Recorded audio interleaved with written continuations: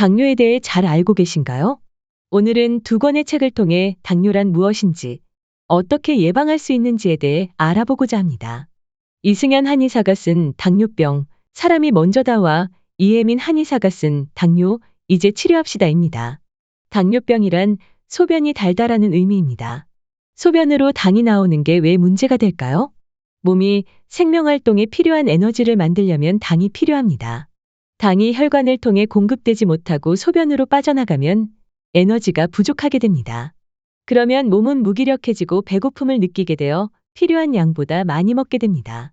소변으로 빠져나가는 포도당이 증가하면 몸은 체액의 균형을 맞추기 위해 소변량을 늘립니다.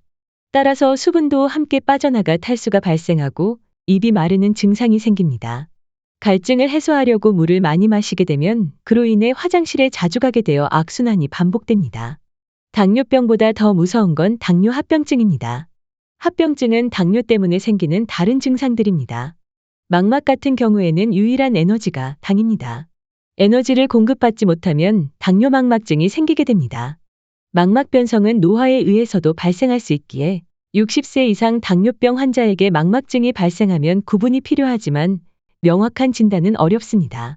발이 저리거나 시린 증상도 나타납니다. 발이 저리는 건 혈액순환과 영양 공급에 문제가 생긴 것이고, 발이 시린 건 근육이 약해졌기 때문입니다. 몸에 이러한 신호를 빨리 인지하고 해결하지 않으면 발에 상처가 났을 때 조직의 괴사까지 진행되는 당뇨발 현상이 나타납니다. 신장 기능 저하도 일어날 수 있습니다. 신장은 노폐물을 역과하고 영양소를 재흡수합니다. 신장의 기능이 손상되어 여과 기능이 제대로 작동하지 않으면 요독 증상이 발생합니다. 그로 인해 배뇨장애, 방광염, 요실금 등의 증상이 나타나게 됩니다. 당뇨병은 인슐린 분비 기능을 중심으로 1형 당뇨병과 2형 당뇨병으로 나뉩니다. 1형 당뇨병은 인슐린 분비량이 부족해 혈당이 상승한 경우로 20세 이하 소아 청소년의 비율이 높습니다. 2형 당뇨병은 30대 이상이며 성인 당뇨의 95% 이상을 차지합니다. 췌장의 인슐린 분비량은 정상이나 몸의 인슐린 저항성으로 혈당이 상승합니다. 그러므로 인슐린 저항성의 원인이 되는 문제를 찾아 치료해야 합니다. 당뇨병이 발생하는 중요한 원인은 혈당을 상승시키는 생활 속 잘못된 습관들 때문입니다. 당뇨를 예방하기 위해 오늘부터 실천할 수 있는 3가지 중요한 생활 습관에 대해 살펴봅시다. 이미 당뇨가 있으시다면 당장 시작하셔야 합니다. 그 전에 앞으로도 좋은 책을 추천받고 싶으시다면 구독과 좋아요 부탁드립니다. 첫째, 식습관부터 바꿔야 합니다. 음식을 천천히 먹어야 혈당이 서서히 오릅니다. 씹지 않고 급하게 먹으면 소화와 흡수가 제대로 되지 않아 문제가 생깁니다. 음식을 먹을 때 의식적으로 최소 20회 이상 충분히 씹어 삼켜야 합니다. 한 번에 너무 많은 양을 먹는 습관이 있다면 숟가락 대신 젓가락으로만 식사하는 것이 좋습니다. 규칙적인 식사 시간도 중요합니다. 하루에 2끼든 3끼든 같은 시간에 먹어야 합니다. 불규칙한 식습관으로 뇌가 필요로 하는 당이 적정한 시간에 공급되지 않으면 당을 빠르게 공급해주기 위해 몸은 혈관으로 당을 많이 내보내게 되어 혈당이 올라갑니다. 메뉴는 나물 반찬과 국으로 된 한식 위주가 좋습니다.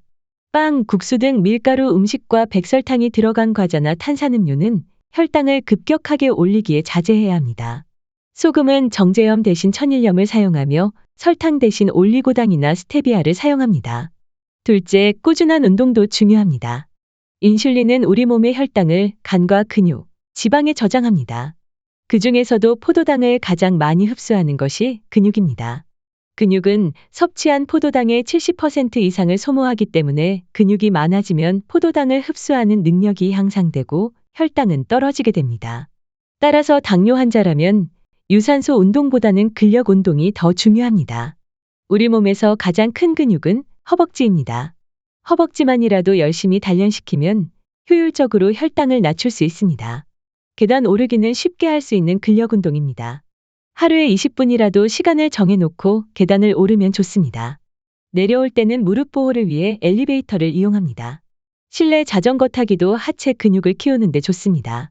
매일 20분 이상 운동을 하다 익숙해지면 조금씩 강도를 높입니다. 의자에 바르게 앉아 무릎을 폈다 굽혔다 하는 운동도 도움이 됩니다. 한쪽 무릎을 쫙 펴서 반대쪽 허벅지 높이까지 최대한 올렸다가 내립니다. 이때 허리는 곧게 세워져 있어야 합니다. 번갈아 반복합니다. 셋째, 잘 자야 합니다.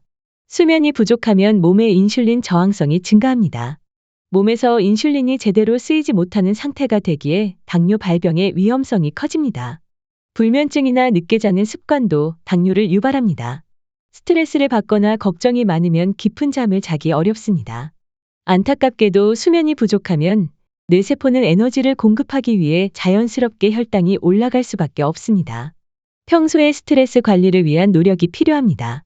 늦어도 11시 전에는 침대에 눕고 최소 7시간 이상 수면 시간을 확보해야 합니다.